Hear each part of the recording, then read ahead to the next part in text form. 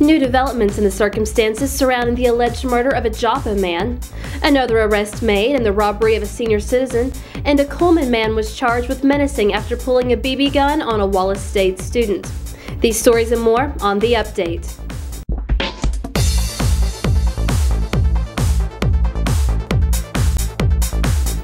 Investigators suspect illegal drugs were a factor in last Monday's shooting death of a Joppa man. Cullman Sheriff Tyler Roden said he has reason to believe drugs were the reason Rebecca Jo Smith and her common-law husband, 47-year-old Jeffrey Clayton Hutchinson, were fighting the morning he was shot and killed. Smith was arrested and charged with Hutchinson's murder last week. She is currently being held at the Cullman County Detention Center with a $75,000 bond. Authorities charged a second suspect with last week's robbery of a senior citizen near Colony. Cullman County Sheriff's investigators arrested 23-year-old Crystal Dawn Currington of Hanceville Wednesday and charged her with robbery in the second degree. Sheriff's reports indicate Currington and 38-year-old Terry Dwayne Parker of Hanceville allegedly robbed a 74-year-old Cullman County man of his leather billfold and prescription drugs. Both Currington and Parker are being held at the Cullman County Detention Center. The owners of a Blount County farm where dogs tore apart 5 llamas have been charged with animal cruelty. Blount County District Attorney Tommy Roundtree said Steve and Pat Devine were arrested Friday on 1 count of animal cruelty each for the incident.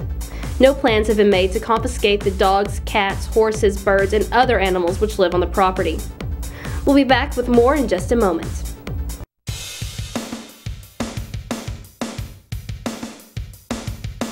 Athletes don't like to be sidelined. When an injury occurs, there's sports first. Here you'll find a different kind of rehab program, one that is specific to your sport, with trainers who are athletes themselves and who lead you through your rehab program. Sports first. We'll get you back in the game. The Cullman County Commission and the Cullman County Water Department have rescheduled a public meeting to discuss their plan to secure an alternative water source from the Tennessee River. County Water Superintendent David Busman said the county's engineers will lead the presentation. The meeting will be held tomorrow at 6 p.m. in the Community Education Room in Building 2 at Cullman Regional Medical Center.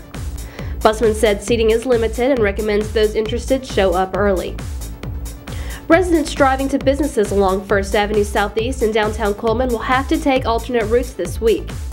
The Cullman City Street Department will close down the north side of the intersection of 1st Avenue Southeast and 4th Street Southeast to install a crosswalk. This side of the intersection will be closed until early Wednesday morning. You can access businesses along 1st Avenue Southeast from Alabama Highway 278. A Cullman man was arrested Monday for allegedly threatening a student at Wallace State Community College with a BB gun. 20-year-old Matthew Lee Purdy was arrested and charged with menacing after the student reported the incident to the campus deputy. The student said while he was driving on campus, a driver in the car in front of him pulled out a gun and showed it out the driver's side window before driving away. Deputies apprehended Purdy because he matched the description given by the student. After searching Purdy's car, they found the gun used and discovered it was a BB gun. Purdy said he pulled out the gun because he thought the victim was driving too closely behind him. Tragedy turned into the surprise of a lifetime for a 14-year-old West Point Middle School student. Houston Thrakill's family lost everything in a house fire last month, including Houston's beloved Bible autographed by famed Alabama football player Jeremiah Castile.